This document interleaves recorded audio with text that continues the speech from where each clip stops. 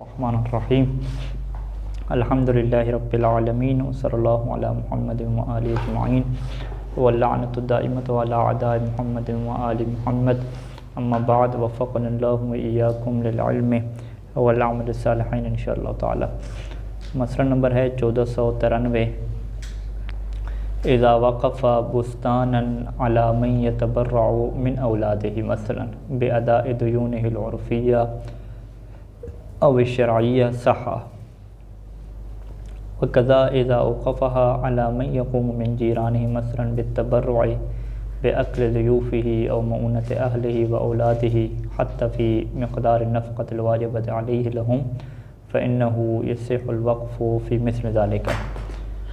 हमारी जो गुफ्तगू थी वक्फ़ की शराइत के मुतल्लिक़ थी और उसमें से जो एक अहम शर्त जिसके अंदर गुफ्तगू जारी थी कि वक्फ़ जो है वो मुअल्लक़ नहीं होना चाहिए, मुनज्जज़ होना चाहिए। अभी एक मसला बयान कर रहे हैं कि जिसमें वक्फ़ जो है वो लग ऐसे रहा है कि जैसे मुअल्लक़ है, लेकिन ये मुअल्लक़ नहीं है बल्कि जो मौक़ूफ़ अलैहिम है कि जिनके ऊपर वक्फ़ हो रहा है उनकी क्या लगाई है, इसने शराइत लगाई हैं। वो इसने कैसे शर्त लगाई है, उसने ये कहा कि ये जो बाग़ है मैं अपनी औलाद में सब के ऊपर वक्फ़ नहीं करता, बल्कि उसने औलाद के अंदर क्या शर्त लगाई, कहा कि ये बाग़ मेरी उस औलाद के लिए वक्फ़ है कि जो औलाद क्या है मेरे कर्ज़ों को क्या है उतारेगी। ठीक है, यानी जो औलाद मेरे कर्ज़ों को उतारेगी उनके लिए क्या है ये बाग़ वक्फ़ होगा। अब वो कर्ज़े चाहे माशरती कर्ज़े हों जो लोगों से लिए हुए हैं या शरई कर्ज़े हों, ठीक है, यानी खुम्स और ज़कात वगैरह इसने अदा नहीं की तो वो शरई तौर पर इंसान उसका मक़रूज़ होता है। तो यूँ करके क्या उसने औलाद के अंदर क्या है शर्त लगाई कि फ़कत उस औलाद के लिए, तो कहते हैं ये वक्फ़ दुरुस्त है। ठीक है, इसमें आपने एक उन्वान बनाया औलाद का और औलाद की क्या है साथ एक सिफ़त रख दी कि ये हर किस्म की औलाद के लिए वक्फ़ नहीं है मेरी, बल्कि जिस औलाद के अंदर ये सिफ़त होगी उसके लिए क्या है ये वक्फ़ है। अच्छा, इसी तरीके से औलाद से हट के भी कह सकते हैं कुल्ली तौर पे कि जो बंदा भी जो है वो मेरे मेहमानों को खाना खिलाएगा उसके लिए क्या ये बाग़ वक्फ़ है। ठीक है, जो मेरे घर वालों की देखभाल करेगा उसके लिए वक्फ़ है, यूँ करके कर सकता है, इसमें क्या कोई मसला नहीं है। इज़ा वक़फ़ बुस्तानन अला, उसने बाग़ को वक्फ़ किया अला उनके ऊपर कि मन यतबर्रउ कि जो तबर्रो करेंगे, क्या तबर्रो करेंगे यानी बेअदाए दयूनिही मिन औलादी, यानी उसकी औलाद में से मिसाल के तौर पे मन यतबर्रउ बेअदाए दयूनिही कि जो भी उसके कर्ज़ों को अपनी तरफ से अदा करेगा। यतबर्रा क्या मतलब मज्जानन फ्री में, कि जो भी उसकी औलाद में से इसके कर्ज़ों को अपनी तरफ से अदा करेगा। वालेकुम सलाम व रहमतुल्लाहि व बरकातहू। चाहे वो जो कर्ज़े हैं उर्फ़ी हों या वो कर्ज़े क्या हों शरई हों, तो सहा तो इस तरह का वक्फ़ करना क्या है सही है।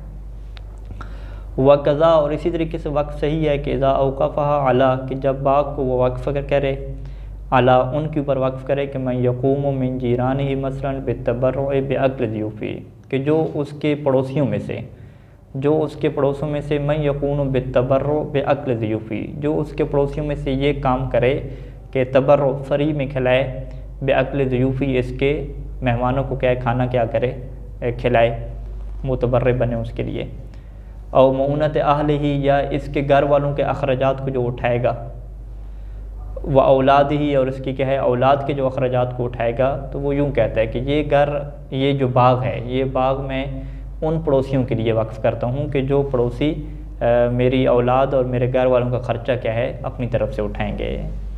हत्ता फ़ी मिक़दार नफ़क़तिल वाजिबत अलैहि लहुम, हत्ता कि वो मिक़दार भी नफ़क़ा की वो उठाएंगे कि जो अलवाजिबत अलैहि है कि जो इस वाकिफ़ के ऊपर वाजिब है लहुम उन अहल और औलाद के लिए, यानी अपनी औलाद और अपने बीवी के लिए। वालेकुम सलाम व रहमतुल्लाह। जो नफ़क़ा इसके ऊपर वाजिब है वो भी कहता है कि ये वाजिब नफ़क़ा जो उतारेगा, वालेकुम सलाम व रहमतुल्लाह, तो उसके लिए मैं क्या करता हूँ जी वक्फ़ करता हूँ। तो कहते हैं फ़इन्नहु यसिहुल वक़्फ़ु फ़ी मिस्लि ज़ालिका, इन तमाम सूरतों में वक्फ़ क्या हो जाएगा सही हो जाएगा। ये वक्फ़ जो है वो मुअल्लक़ में नहीं जाएगा बल्कि ये मौक़ूफ़ अलैहिम की क्या लगेंगी शराइत लगेंगी। तो मौक़ूफ़ अलैहिम की शराइत लगाना, उनको शराइत का पाबंद करना, ये क्या हो सकता है, इसमें कोई मुश्किल नहीं। जिस तरीके से वो मिसाल है कि ये मदरसा उन तुल्लाब के लिए वक्फ़ होगा जो नमाज शब की क्या करेंगे पाबंदी करेंगे, तो ये हो सकता है इस तरीके से। इज़ा वक़फ़ा ऐनन अला वफ़ाइ दुयूनिही शरइय्या अविल उर्फ़िय्या बादल मौत लम यसिह, अगर वो कोई ऐन वक्फ़ करता है यानी कोई उसने घर वक्फ़ किया, कोई बाग़ वक्फ़ किया, उसका मकसद क्या है कि अला वफ़ा दयूनी, कि ये बाग वक्फ़ है, इससे जो भी आमदन होगी उससे क्या करेंगे जी, वफ़ा दयूनी, इस बंदे के जो कर्ज़े हैं ना वो आप क्या उतारेंगे, चाहे वो शरई कर्ज़े हों जैसे खुम्स ज़कात वगैरह या उर्फ़ी हों जो लोगों से लिए हुए हैं। और ये कब आप उतारेंगे, बादल मौत, मौत के बाद, यानी मेरी मरने के बाद मेरी जो कर्ज़े वगैरह हैं वो उतारे जाएंगे, इस जो आइन मौकूफ़ है इसके ज़रिए से क्या कर्ज़े उतारे जाएंगे। तो लम यसे, तो ये वक्फ़ के तौर पे क्या सही नहीं है। वक़ज़ा, इसी तरीके से लौ वक़फ़हा अला अदाइल इबादात यानी बादल वफ़ात, कि वो इसको वक्फ़ करता है कि जी इसकी तरफ से जो इबादात रहती हैं ना, नमाज रोज़े इसके रहते हैं, वो क्या करें जी, आप अदा करेंगे इस वक्फ़ वाली चीज़ के ज़रिए से जो इससे वक्फ़ से आमदन होगी। तो ये भी क्या दुरुस्त नहीं है। यानी एक तो ये वक्फ़ अला नफ्स ही बनता है, इस एतबार से दुरुस्त नहीं है क्योंकि अपने ऊपर और अपने फ़ायदे के लिए वक्फ़ इंसान नहीं कर सकता। और दूसरा क्या है, ये वो बादल मौत भी बनता है, मुवक्कत यानी बन जाता है, मुअल्लक बन जाता है, मुअल्लक बन जाता है, या वो जो एक शर्त थी कि ये तौक़ीत इसमें लग गई है, नहीं तौक़ीत नहीं, ये मुअल्लक ही बनेगा, ठीक है मुअल्लक ही बनेगा। तौक़ीत तो यह है ना कि 10 साल के लिए वक्फ़ करता हूँ 15-5, ये मुअल्लक बनेगा। युमकिन तखल्लुस मिन इश्काल वक्फ़ अला नफ्स से, तो चूँकि ये इश्काल अला नफ्स बन रहा था तो इस वजह से क्या इश्काल है। तो कहते हैं कि ये जो मुश्किल पेश आती है कि इंसान अपने ऊपर वक्फ़ नहीं कर सकता, इससे छुटकारा पाना मुमकिन है बेतुरुकिन उखरा, दीगर तुरुक के ज़रिए से, गैर इस्तिस्नाए मिक़दार में मनाफ़िल आइन मौक़ूफ़ नफ्सी, उसके अलावा कि आप जो है वो आइन मौक़ूफ़ा के जो मुनाफ़े है जो उससे फ़ायदे हासिल होते हैं उसकी कुछ मिक़दार को लिनफ्सी अपने लिए शुरू से क्या कर लें, इस्तिस्ना कर लें। यानी एक तरीका तो वो बयान किया था ना, यानी हम अगर टोटल तरीके बनाना चाहें तो हम कहें कि वक्फ़ अला नफ्स यानी उस चीज़ से इंसान ख़ुद भी फ़ायदा हासिल करे, ये कैसे हो सकता है वक्फ़ में। तो उसका एक तरीका बयान हो चुका कि वो शुरू से जो उसके मुनाफ़े हैं ना वो कुछ मुनाफ़े साइड पे कर ले, वो कहे कि ये बाग मैं वक्फ़ करता हूँ तो लाभ के लिए या और बाग के लिए, लेकिन इसकी जो 1 साल के मुनाफ़े होंगे वो मेरे लिए होंगे, 2 साल के मेरे लिए होंगे, या इसके जो है वो हर साल के इतने फ़ीसद जो मुनाफ़े हैं वो मेरे लिए होंगे, ठीक है, हर साल में जो 5% 10% वो मेरे लिए होगा, बाकी क्या लोगों के लिए वक्फ़ होगा। तो वो शुरू से इस्तिस्ना कर ले तो वो क्या दुरुस्त है। एक तो ये तरीका था। दूसरा तरीका क्या है कि युमल्लिक आइन अला गैरिही, कि वो जो आइन है, वो जो बाग है, वो जो घर है, वो दूसरे को क्या है मिल्क में दे दे, सुलह कर ले, हिबा कर ले, दूसरे की मिल्क में दे दे। सुम्मा यक़िफ़ुहा लगैरु अला नहज लज़ी युरीद, फिर वो जो गैर है ना वो इस आइन को वक्फ़ करे अला नहज, उसी तरीके के ऊपर कि अल्लज़ी युरीदु को जो ये चाहता है, मसलन वो क्या चाहता है कि मिन तामीन मऊनत ही, कि इसके अपने अखराजात को क्या अदा किया जाए, वह वफ़ाए दयूनी, और वो चाहता है कि इसके कर्ज़ों को क्या है पूरा किया जाए, वो नहव ज़ालिका, इसके अलावा मसलन वो चाहता है कि इसकी इबादत को अंजाम दिया जाए। तो वो इसी तरीके से क्या आइन को वक्फ़ दूसरा बंदा करेगा इसके लिए। तो ये वक्फ़ अला नफ्सी लाजिम नहीं आएगा, बल्कि ये क्या हो जाएगा वक्फ़ अला गैरी हो जाएगा।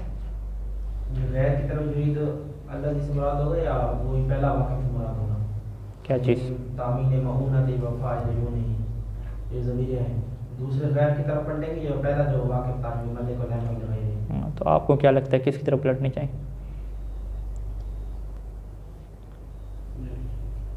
कौन अपने अखराजात को पूरा करना चाहता है, कौन अपने कर्ज़ों को उतारना चाहता है? जिसकी मिल्कियत है घर वही चाहता है ना, दूसरे ने थोड़ी उतारने अपने कर्ज़े, दूसरे को दे दे वो अपने कर्ज़े उतारे, अपने खर्चे पूरे करे, इसको क्या फ़ायदा हुआ। तो यही जब पहला चाहता है कि मेरे अखराजात उतरें और मुझे फ़ायदा पहुँचे, तो इसी की तरफ ज़मीर पलटेगी ना। अल्लाह नाज लज़ी, उस नाज पे कि अल्लाज़ी युरीद हो, कि जिस नाज को वो चाहता है, कौन चाहता है, फिर आप वही कहेंगे कि जो आइन को मिल्क में दे रहा है दूसरे की, जो पहला बंदा है। अच्छा, वह यजूज़ लहू, और इसके लिए ये भी जायज़ है कि यश्तारे का ज़ालिका अलैहि, ज़ालिका यानी वक्फ़ करना, ठीक है, कि वो अलैहि, अलैहि क्या मतलब वो जो गैर है, अलल गैर, यश्तारे का ज़ालिका यानी अल वक्फ़ अला नहज लज़ी युरीद, वो दूसरे के ऊपर शर्त रखे फ़ी ज़िमन अक़्द तमलीक, जब उसके साथ अक़्द कर रहा है ना तमलीक का, उसको दे रहा है ये घर, तो उसको शर्त रखे कि भाई ये घर मैं तुम्हें इस शर्त के ऊपर दे रहा हूँ कि ये तुम घर क्या करोगे, मेरे ऊपर वक्फ़ करोगे। तो कहते हैं ये शर्त रखना क्या दुरुस्त है, जायज़ है उसके लिए, ठीक है। मिसाल के तौर पे वो अपने भाई के साथ मुसालहत करे कि ये जो बाग है मेरा ये आपका होगा, लेकिन शर्त क्या है कि आप इस बाग को मेरे लिए क्या कर देंगे, वक्फ़ कर देंगे, ठीक है।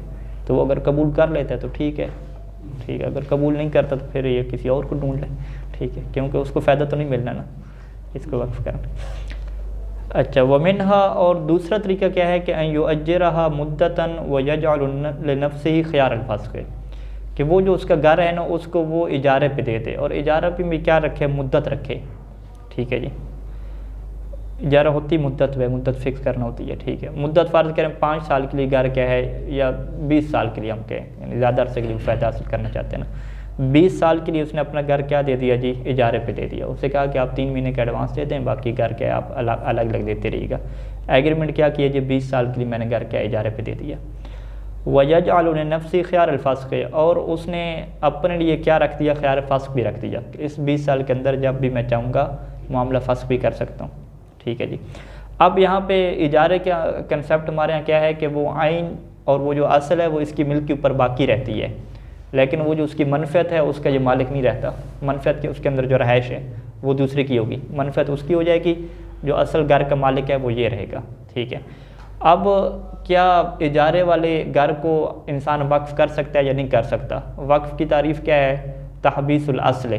असल क्या मतलब, वो जो आइन होती है उस आइन को आप क्या करते हैं, तहबीस कर देते हैं, यानी उसको आप रोक देते हैं कि आप कोई ना मैं इसके बेच सकता हूँ ना कोई और इसे बेच सकता है, ठीक है। तो असल तो इसकी मिल्क पे बाकी है, जब असल इसकी मिल्क पे बाकी है तो ये तहबीसुल असल कर सकता है, यानी इजारे पे दिए हुए घर को ये वक्फ़ क्या कर सकता है। तो ये जब उसे वक्फ़ करेगा तो वो क्या हो जाएगा, उसकी मनफ़ियत तो है नहीं, वो घर क्या कहलाएगा, मसलूबुल मनफ़ियत कहलाएगा। यानी इसने एक ऐसा घर वक्फ़ किया है कि जिसकी 20 साल तक कोई मनफ़ियत ही नहीं है, क्योंकि 20 साल उसने इजारे पे दिया हुआ है। 20 साल बाद क्या उसकी मनफ़ियत क्या होगी, शुरू होगी। यानी किसी बंदे से कहा उलमाए कराम से कि ये जो घर है जो मैंने 20 साल के लिए इजारे पे दिया हुआ है, ये मैं आप लोगों के लिए क्या करता हूँ, वक्फ़ करता हूँ। उन्होंने कहा ये कौन सा घर है, उन्होंने कहा इजारे वाला 20 साल का है। इसका मतलब क्या है कि 20 साल हमें कुछ नहीं मिलने वाला, 20 साल के लिए हमें कुछ नहीं मिलेगा, लिहाजा ये वक्फ़ अभी से हो गया, वक्फ़ तो अभी से हो गया, वक्फ़ मुअल्लक नहीं है, लेकिन इसके मुनाफ़े आना कब शुरू होंगे, 20 साल बाद आना शुरू होंगे। ये ऐसी ही है कि आपने एक बाग क्या वक्फ़ किया, बाग के अंदर आपने अभी दरख्त लगाए थे छोटे छोटे खजूरों के, आपने कहा ये बाग मैं क्या वक्फ़ करता हूँ, बाग वक्फ़ करता हूँ क्या मतलब, बाग को बेच तो नहीं सकते, ठीक है, बाग में उन्होंने रहना थोड़ी है, बाग से तो वही फ़ायदा हासिल करना है खजूर वगैरह का, लेकिन वो खजूरें कब उनको मिलेंगी, 4 साल बाद, 3 साल बाद, 5 साल बाद, जब दरख्त बड़े होंगे। तो यानी अभी वक्फ़ हो गया, लेकिन मुनाफ़े उसके हासिल होने कब शुरू होंगे, 3-4 साल बाद। तो यहाँ पे भी ये सूरत हाल बन रही है कि घर वक्फ़ हो जाएगा, लेकिन उसको जो फ़वाइद कब हासिल हो जाएंगे, वो 20 साल बाद हासिल हो जाएंगे। अच्छा, फिर इसने क्या किया, वक्फ़ करने के बाद ये जो इजारा है वो इस्तिफ़ादा कर रहा था ना, तो उसने इजारे को क्या किया, फस किया। जैसे इजारा फस करेगा तो अब घर क्या है, इसके पास आ जाएगा अपने पास, तो अब मनफ़ियत तो इसकी 20 साल बाद उनको मिलनी है। तो 20 साल से पहले जो मनफ़ियत है जो उसको मिल रही थी फस करने के बाद, अब इसकी मनफ़ियत किसको मिलेगी, खुद इसको क्या मिलेगी। तो ये टेक्निकल तौर पे एक ऐसा घर बन जाएगा कि जो है भी वक्फ़, लेकिन 20 साल तक फ़ायदा भी ये खुद क्या उठाता रहेगा उससे। हाँ, फस नहीं, वो फस कर दिया, फस करने से वो दूसरा बंदा उससे फ़ायदा नहीं उठाएगा ना, लेकिन उसकी जो मनफ़ियत 20 साल के बाद मिलना थी, यानी ये वक्फ़ ऐसे हो गया कि गोया कि इसने शुरू से उसकी मनफ़ियत को क्या इस्तिस्ना कर लिया था। वो जो हमने शुरू में पढ़ा नहीं था कि उसने क्या बाग को वक्फ़ किया और कहा कि 5 साल तक, 10 साल तक इसकी मनफ़ियत मेरी होगी, उसके बाद क्या तुम इस्तिफ़ादा करोगे, या जब तक मेरे कर्ज़े नहीं उतरते ये मनफ़ियत मैं लेता रहूँगा, बाद में तुम ले लेना। तो ये घर भी ऐसे हो गया कि उसने जब आक़द वो घर इजारे पे दिया जो 20 साल के लिए था, तो वो गोया कि क्या कहना चाहता है शुरू से ही कि ये घर है तो वक्फ़, लेकिन इसका फ़ायदा आपको कब मिलेगा, 20 साल बाद मिलेगा। यानी शुरू से ही उसने मनफ़ियत का क्या किया, इस्तिस्ना कर लिया। तो वहाँ पे मनफ़ियत के इस्तिस्ना वो बाकायदा इजारे के बगैर करता था। तो यहाँ पे एक फ़ुक़हा सूरत हाल ज़िक्र करते हैं कि इजारे के साथ क्या हो रहा है, यहाँ पे मनफ़ियत का क्या हो रहा है, इस्तिस्ना हो रहा है। यानी युअज्जिरहा मुद्दतन, घर को उसने एक मुद्दत के लिए इजारे पे दिया 20 साल, वयजअलु लिनफ्सिही खियार अल-फस्ख, और अपने लिए क्या रखा कि मैं इस इजारे को फस्ख भी कर सकता हूँ। वह बाद अल-वक़्फ़, अब इस इजारे वाले घर को वक्फ़ कर दिया। वक्फ़ करना क्यों दुरुस्त है, क्योंकि असल तो मिल्क पे बाकी है, तो ये घर वक्फ़ हो जाएगा, लेकिन ऐसे वक्फ़ होगा कि आप यूँ कह रहे हैं कि ये घर वक्फ़ कर रहा हूँ, लेकिन 20 साल तक आपको इसका फ़ायदा नहीं मिलेगा। 20 साल तक फ़ायदा कौन लेगा, वो जो मेरा किराएदार है वो फ़ायदा इससे लेगा। वक्फ़ के बाद उसने क्या किया, यफ़सख़ुल इजारत है, इजारा को उसने क्या कर दिया, फस कर दिया। जब इजारा फस कर दिया तो वक्फ़ में तो उसने क्या कहा था कि 20 साल बाद आपको फ़ायदा मिलेगा, तो अब ये फ़ायदा किसके पास जाए, तो कहते हैं फ़तरजिउल मनफ़अतु इलैहि, तो अब ये जो मनफ़अत है इलैहि इसी वाकिफ़ की तरफ क्या वापस पलट जाएगी। ला इलल मौकूफ़ अलैहिम, मौकूफ़ अलैहिम को ये जो मनफ़अत है रहाइश वाली ये उनको नहीं मिलेगी। मौकूफ़ अलैहिम को क्यों नहीं मिलेगी? क्योंकि शुरू से उनको ये कहा था कि ये घर क्या है 20 साल इजारे वाला है, लिहाजा 20 साल बाद क्या आपको मनफ़अत मिलेगी, 20 साल से पहले क्या नहीं मिलेगी। तो गोया पहले कर देते हैं 10 साल, जो बाकी 10 साल बचेंगे साल महीने बाद फंस करता है भाई, अब 10 साल पे जा रहे हैं। हाँ एक से ना, हाँ बिल्कुल। यानी उसको बस जब मौकूफ़ अलैहिम को बताया ना कि ये घर इजारे पे है, तो उनको शुरू में जहन पहले ही बना लिया उन्होंने कि ये हमें 20 साल बाद इसकी मनफ़अत देगा। ठीक है, उसने कहा भाई ये तो मैंने इजारे पे दिया 20 साल बाद आपको मनफ़अत मिलनी है। लेकिन जैसे वक्फ़ कर दिया दूसरे दिन इसने क्या फंस कर दिया, वो जो 20 साल बाद मनफ़अत अब उनको नहीं जाएगी, इसको क्या आएगी। ठीक है, यानी इसको आप सीधा सीधा आप कहेंगे भाई इजारे वाले चक्कर में पढ़ो नहीं, शुरू से आप सीधा कह दो भाई ये घर आपके लिए वक्फ़ है लेकिन 20 साल तक मेरे पास रहेगा, उसके बाद आप ले जाना, यूँ कह दे, शुरू से कह दे। ठीक है, यूँ कह दे 20 साल तक मनफ़अत मैं इसकी उठाऊँगा और 20 साल बाद क्या है मनफ़अत इसकी आप उठा लेना। अच्छा जी, यजूज़ु इंतिफ़ाउल वाक़िफ़ बिल ऐनिल मौक़ूफ़त फ़ी मिस्ल वक़्फ़िल मसाजिद। अच्छा, अभी गुफ्तगू इसी में चल रही है ना कि अपने ऊपर इंसान वक्फ़ नहीं कर सकता, तो कहते हैं कि अगर ऐन मौक़ूफ़ा मसाजिद की तरह हो, ठीक है, उसने मस्जिद के लिए क्या ज़मीन वक्फ़ की है, तो क्या ये खुद उसमें नमाज नहीं पढ़ सकता जाके। ठीक है, तो कहते हैं उसमें जायज़ है यजूज़ु इंतिफ़ा, फ़ायदा उठाना वाकिफ़ का उस आइन से कि जो उसने वक्फ़ कर दी है उससे फ़ायदा उठाना जायज़ होता है। कहाँ पे जायज़ होता है? फ़ी मिस्ल वक़्फ़िल मसाजिद वल वक़्फ़ अलल जिहातिल आम्मा, कि जब एक बंदे ने क्या है मसाजिद को वक्फ़ किया या इसी तरीके से वक्फ़ किया जिहात आम्मा। जिहात आम्मा की तारीफ़ क्या थी? यानी कामों के लिए।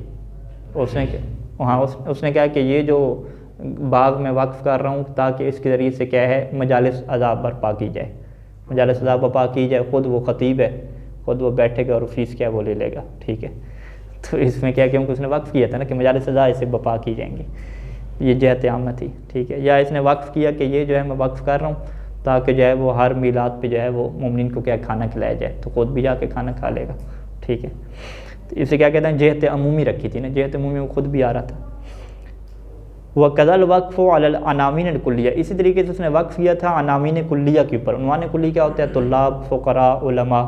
ठीक है, ये उसने उन्वान बनाया कि ये जी तुल्लाब के लिए वक्फ़ है, मोमिनीन के लिए वक्फ़ है। तो वहाँ पर भी क्या इस्तिफ़ादा कर सकता है, इज़ा कान अल वाक़िफ़ु दाखिलन फ़िल उन्वान, जब वाक़िफ़ क्या उस उन्वान में दाखिल हो, यानी उसने वो घर वक्फ़ किया था मोमिन की रहाइश के लिए। ठीक है, वो ख़ुद भी मोमिन है तो वो इस्तिफ़ादा कर सकते हैं। ठीक है, औसारा दाखिलन फ़ी मा बाद, या जो है वो अभी उन्वान में दाखिल नहीं है लेकिन वक्फ़ के बाद क्या दाखिल हो गया। फ़र्ज़ करें उसने कहा था ये तुल्लाब के लिए है, अभी वो दीनी तालिब इल्म नहीं है, वक्फ़ कर दिया, वक्फ़ करने के बाद क्या इसने भी दाखिला ले लिया और दीनी तालिब इल्म बन गया। ठीक है, हाँ, या ख़ुद फ़कीर हो गया। ठीक है, घर वक्फ़ करने में ख़ुद फ़कीर हो गया तो वो मिस्ताक बन गया। ठीक है, अच्छा, ये जो उन्वान के ऊपर वक्फ़ होता है तो इसके जो है वो सैयद सिस्तानी ने 1465 में जो है वो इसका जो नफ़ा है ना उसके बारे में 3 सूरतें क्या लिखी थी। ठीक है, उसमें से जो पहली सूरत है ना वहाँ पे तो ये बंदा क्या है इस्तिफ़ादा कर सकता है, लेकिन दूसरी 2 सूरतों में इसका इस्तिफ़ादा करना क्या है दुरुस्त नहीं है।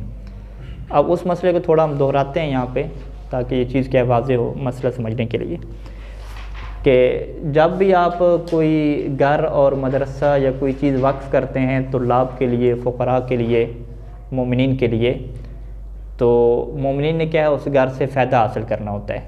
ठीक है, तो ये जो घर होता है और मुसाफिर खाना होता है या जो है वो ज़ायरीन के लिए रहने की जो जगह होती है, इसका इस्तिफ़ादा क्या होता है? रहाइश होता है। रहाइश को क्या कहते हैं हम? फ़ायदा हासिल कहते हैं, मनफ़ियत इसकी। तो ये जो रहाइश है ये तुल्लाब, ज़ायरीन और मोमिनीन की आप मिल्क में नहीं दे रहे होते।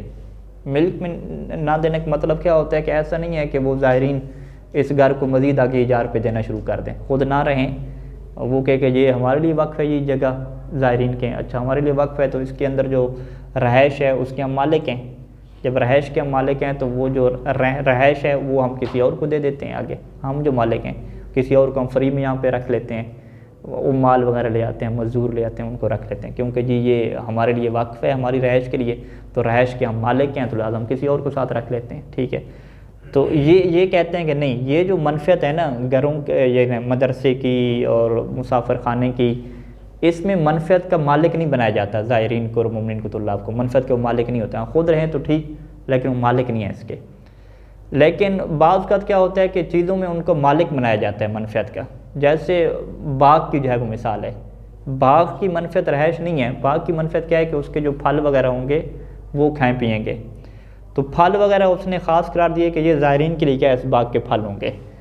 अब जो है वो ज़ायरीन क्या फ़कत खाएंगे फल, कहते हैं नहीं, वो उसके मालिक होंगे फल, वो बेशक फल ले जाएँ जमा करें, ज़रूरी नहीं है कि सारा खुद ही अपने पेट में खाए भरें उसको। ठीक है, वो किसी और को भी दे सकते हैं। ठीक है, किसी को हदिया दे दें, गिफ्ट दे दें, बेच भी सकते हैं, वो मालिक हैं उसके। अब ये जो बाग में जो मनफ़ियत का मालिक बना रहे हैं मौकूफ़ अलैहिम को, ये मालिक बनाना क्या है, दो तरह से है। या तो जो आप कहेंगे कि डायरेक्ट वो मालिक बन जाएंगे, ठीक है, कि जैसे इसके फल वगैरह आएंगे तो अभी जितने ज़ायरीन मौजूद होंगे सारे ये क्या बराबर बराबर इनमें तकसीम होंगे, सारे कुल्ली तौर पे इसमें क्या होंगे, मुश्तरक तौर पे मालिक इसके बन जाएंगे। ठीक है, या दूसरा क्या है कि डायरेक्ट मालिक नहीं बनेंगे, बल्कि वो जो आपने मुतवल्ली एक बनाया हुआ है, आगे बहस है कि क्या वक्त में ऊपर क्या है, मुतवल्ली और सरप्रस्त बनाते हैं। मुतवल्ली और सरप्रस्त की ये जिम्मेदारी होगी कि वो क्या करेगा, उनको मालिक बनाएगा। ठीक है, यानी थोड़ा सा फ़र्क है। अगर मुतवल्ली नहीं है तो वो डायरेक्ट सारे मालिक बन जाएंगे जो मौजूद होंगे, अगर मुतवल्ली है तो मुतवल्ली उनकी मिल्क में क्या देगा, डायरेक्ट वो मालिक नहीं बनेंगे। ठीक है, तो बहरहाल ये दूसरी सूरत होती है, दूसरी की हम दो सूरतें करते हैं, या मुतवल्ली उनके कब्जे में देता है, या मुतवल्ली के बगैर क्या बनते हैं, वो मालिक बनते हैं। तो ये क्या है, सही सिसानी ने वहाँ पे सूरतें बयान की थी कि जो भी आप उमूमी वक्फ करते हैं उन्वान लगा के, या तो उसमें आप मनफ़ियत का मालिक उसको बनाते हैं या मनफ़ियत का मालिक नहीं बनाते। अब मनफ़ियत का जब मालिक बनाते हैं तो या वो मुतवल्ली उसको देता है मिल्क में, या मुतवल्ली के बगैर वो क्या बन जाते हैं, मालिक बन जाते हैं। तो यहाँ पे क्या कहते हैं कि इज़ा कान अल वाक़िफ़ु दाखिलन फ़िल उन्वान औ सारा दाखिलन फ़ीहि फ़ीमा बाद वकान अल वक़्फ़ु अलैहि, वकान अल वक़्फ़ु अलैहि यानी अलल उन्वान, ये जो आपने इस उन्वान के ऊपर वक्फ़ किया है, मिन क़बील अल क़िस्म अल अव्वल मिन अल अक़साम सलासा अल मज़कूरा फ़िल मसलत 1465। ठीक है जी, वहाँ पे 1465 में जो 3 सूरतें थीं उनमें से क्या हो, पहली सूरत हो। पहली सूरत क्या थी, ख़ुद बयान कर रहे हैं कि हैसो ला तदखुलुल मनाफ़िअ फ़ी मिल्किल मौक़ूफ़ अलैहिम असलन, कि वहाँ पे जो है वो जो उस चीज़ के मुनाफ़े हैं ना, वो मौक़ूफ़ अलैहिम की मिल्क में दाखिल ही नहीं होते। ठीक है, जैसे मदरसा की मिसाल थी, मुसाफिर खाने की मिसाल थी, कि उसकी जो मनफ़ियत रहाइश वो मौक़ूफ़ अलैहिम की मिल्क में नहीं जाती, बल्कि वो फ़कत ख़ुद रह सकते हैं बस। वो अम्मा इज़ा काना मिन क़बील क़िस्म सालिस, लेकिन अगर वो मुनाफ़े जो हैं वो तीसरी किस्म से हों, तीसरी किस्म कौन सी थी, ख़ुद बयान कर रहे हैं कि हैसु तकूनुल मनाफ़िअ मिल्कन लिल मौक़ूफ़ अलैहिम अला सबील इशाअ, कि वो जो मुनाफ़े हैं वो मौक़ूफ़ अलैहिम की मिल्क में हो जाते थे, और मिल्क में कैसे होते थे, अला सबील इशाअ, के सब लोग इसमें क्या होते थे, शरीक होते थे। ठीक है, यानी वही बराबर बराबर शरीक होते थे। तो फ़ला इश्काल, तो फिर यहाँ पे तो इश्काल नहीं है कि फ़ी अदम जवाज़ अख़ज़ी हिस्सत मिन्हा, कि अब ये जो वाक़िफ़ है ना, वाक़िफ़ के लिए जायज़ नहीं है कि हिस्सत मिन्हा, इस मुनाफ़े में से क्या है कुछ हिस्सा क्या ले ले। फ़ला इश्काल, बस इश्काल नहीं है कि फ़ी अदम जवाज़, कि जायज़ नहीं है अख़ज़ी अख़ज़ुल वाक़िफ़, कि वाक़िफ़ क्या करे, हिस्सत मिन्हा, इन मुनाफ़े में से एक हिस्सा क्या ले ले। जब उसने मुनाफ़े को मिल्क करार दिया, किसके लिए, मौक़ूफ़ अलैहिम के लिए, जब उनकी मिल्क बन गया तो अब ये अपना हिस्सा उसमें से क्या नहीं रख सकता। ये फिर क्या लाजिम आएगा कि ये अपने ऊपर क्या कर रहे हैं, वक्फ़ कर रहे हैं एक तरह से। बल यल्ज़िम, बल्कि ज़रूरी है कि यक़सुद मिनल उन्वान मज़कूर हिनल अक़द मिन अदा नफ्सिही, कि इस उन्वान मज़कूर से वो क्या कसद करे अक़द के दौरान, कि मिन अदा नफ्सी, कि इसके अलावा जो है ना जो बंदे होंगे वो मालिक बन जाएंगे इसके फलों के। ये जो बाग में वक्फ़ कर रहा हूँ, इसके फलों के मालिक कौन बनेंगे, मिन अदा नफ्सी, मेरे अलावा, यानी मेरे अलावा जो बाकी लोग हैं वो इसके फलों को क्या है, मालिक बनेंगे। वह यक़सद, और वो ये नियत करे कि ख़ुरूज अनहु, के ख़ुरूज नफ्स ही, अनहु अनिल वक्फ़ या अनिल उन्वान मज़कूर, कि ये जो वाक़िफ़ है ये खारिज होगा, अनहु, इस उन्वान मज़कूर से शुरू से क्या होगा, खारिज होगा। वह अम्मा फ़िल क़िस्म सानी, अब इस मनफ़ियत की जो दूसरी किस्म थी, दूसरी किस्म कौन सी थी, वो खुद बयान कर रहे हैं कि हैसो तदखुल मनाफ़े फ़ी मिल्किल मौकूफ़ अलैहिम, कि वहाँ पर भी मनाफ़े मौकूफ़ अलैहिम के मिल्क में दाखिल होते थे, लेकिन दाखिल कैसे होते थे? डायरेक्ट दाखिल नहीं होते थे, बल्कि बेतमलीकिल मुतवल्ली उनकी मिल्क में देता था। तमलीक है मिल्क में देना, बल्कि जो मुतवल्ली है वो उनकी मिल्क में देता था। वह इक़बाज़हिम इयाहा, और वो इक़बाज़हिम यानी कब्ज़े में देता था मौकूफ़ अलैहिम को, इयाहा इन मनाफ़े को, या यूँ आप कह दें कि इक़बाज़हिम और मौकूफ़ अलैहिम कब्ज़ा करते थे इयाहा इन मनाफ़े के ऊपर। ठीक है, मौकूफ़ अलैहिम ख़ुद आके कब्ज़े में लेते थे इन मुनाफ़े को और मुतवल्ली उनकी मिल्क में देता था, तो इसके बाद वो क्या बनते थे? मालिक बनते थे। तो इसके मतलब क्या है कि जब मनफ़त हासिल हुई है तो अभी इसका कोई मालिक नहीं था। मौकूफ़ मिल्क में देगा और वो आएंगे कब्ज़े में करेंगे तो फिर वो क्या बनेंगे? मालिक बनेंगे। हिबा वाली सूरत हाल है। फ़फ़ी जवाज़ दुख़ूल वाक़िफ़ फ़िल उन्वान व अख़्ज़ी हिस्सत मिनल मनाफ़ि इश्काल, तो यहाँ पे आया वाक़िफ़ के लिए जायज़ है कि वो इस उन्वान में दाखिल हो जाए। उसने कहा जी ये चीज़ वक्फ़ है ना, जितने फल वगैरह हुए हैं, फल जी किसके लिए देने हैं? जी ज़ायरीन के लिए देने हैं। अब वो कौन तकसीम करेगा? जी मुतवल्ली तकसीम करेगा, मिल्क में देगा, जो आके कब्ज़ा करता जाएगा उसका मालिक बनता जाएगा। अब ये कि भी उन्वान तो आम है ज़ायरीन के लिए, तो मैं भी ज़ाहिर हूँ, लिहाजा मैं भी क्या लाइन में लग जाता हूँ, मुतवल्ली जब तकसीम करेगा तो मैं भी क्या कब्ज़े में ले लूँगा। क्या ये इस तरीके से कर सकता है? कहते हैं फ़ी जवाज़ दुख़ूल वाक़िफ़ फ़िल उन्वान, कि क्या यहाँ पे जायज़ है कि वाक़िफ़ इस उन्वान में दाखिल हो। उन्वान कौन सा है? ज़ायरीन का। व अख़्ज़िही, और वाक़िफ़ ले ले हिस्सत मिनल मनाफ़े, मुनाफ़े में से एक हिस्सा ले ले, तो कहते हैं इसमें इश्काल है। इश्काल है तो एहतियात करनी पड़ेगी, नहीं लेगा। लासियमा यानी ख़ुसूसन इज़ा कान मुक़्तज़ल वक़्फ़े, कि जब वक्फ़ का मतलब ही ये बनता हो कि तोज़ीउल मनाफ़े अलल मौक़ूफ़ अलैहिम अला नहविल इस्तियाब, कि मनाफ़े जो है वो इसके तकसीम किए जाएंगे मौक़ूफ़ अलैहिम के ऊपर, अला नहविल इस्तियाब के सब लोग क्या है उसमें शामिल हो जाएंगे, इस्तियाब शमूल।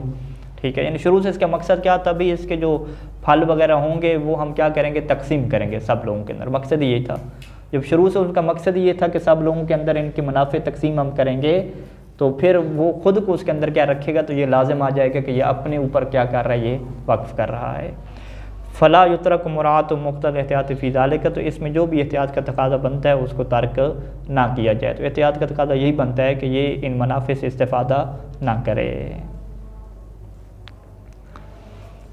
अच्छा जी, वाज़ेह इंशाअल्लाह ये मसला। इज़ा तम्मल वक़्फ़ु कान लाज़िमन, अगर वक्फ़ हो गया तो फिर वो लाजिम हो जाएगा। ला यजूज़ु लिल वाक़िफ़ अर्रुजूअ फ़ीही, अब यहाँ पे वाक़िफ़ के लिए जायज़ नहीं रहेगा कि अर्रुजूअ फ़ीही कि इससे क्या फिर जाए, तो लिहाजा सोच समझ के क्या है वो वक्फ़ करे, बाद में फिर क्या है कोई ऑप्शन नहीं है वापस लेने का। ठीक है जी। व इन वक़अ फ़ी मरज़िल मौत, अगरचे ये वक्फ़ कब वाक़या हो? मरज़ मौत में वाक़या हो। यानी सही सानी का क्या नज़रिया था कि मरज़ मौत में इंसान अपनी चीज़ों को वक्फ़ कर सकता है बशर्ते के सलू से ज़्यादा ना हो। ठीक है जी। तो फिर भी क्या है? लम यजुज़ लिल वरसते, वर्षे के लिए जायज़ नहीं है कि रद्द हुए इसके वक्फ़ को क्या करें? रद्द कर दें।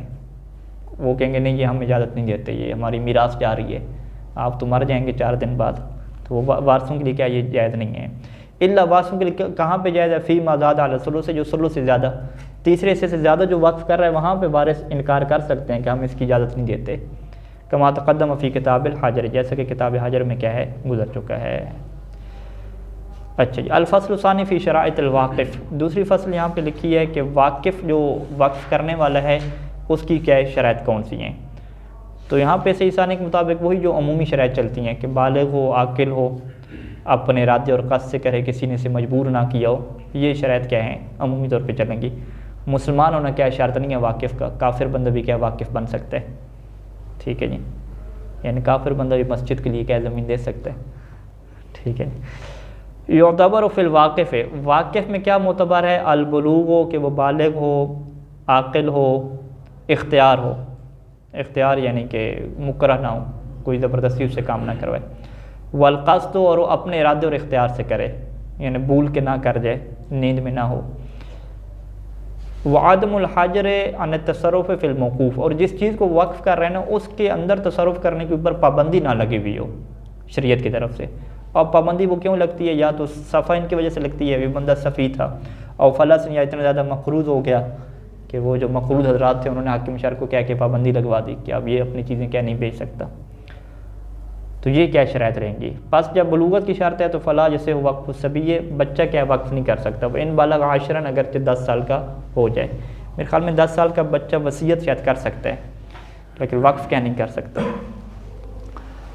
और अज़न फ़ील वली हो, या वली उसमें इजाज़त भी दे दे बच्चे को, ठीक है, वली के कि ठीक है तुम्हारा ये माल है, तुम्हें किसी ने दिया तुम वक्फ़ कर दो, फिर भी क्या वो नहीं कर सकता। इसी तरीके से आक़िल जब शर्ती तो मजनून क्या वक्फ़ नहीं कर सकता। इख्तियार शर्ती तो मुकरह जिसको मजबूर किया गया वो वक्फ़ नहीं कर सकता। क़स्द और इरादा शर्त तो फिर वो जो गाफिल बंदा है, जो भूल गया, अभी गफलत में है, साही या भूला हुआ है, वो वक्फ़ नहीं कर सकता। इसी तरीके से जो महजूर अलैहि होता है वो क्या वक्फ़ नहीं कर सकता।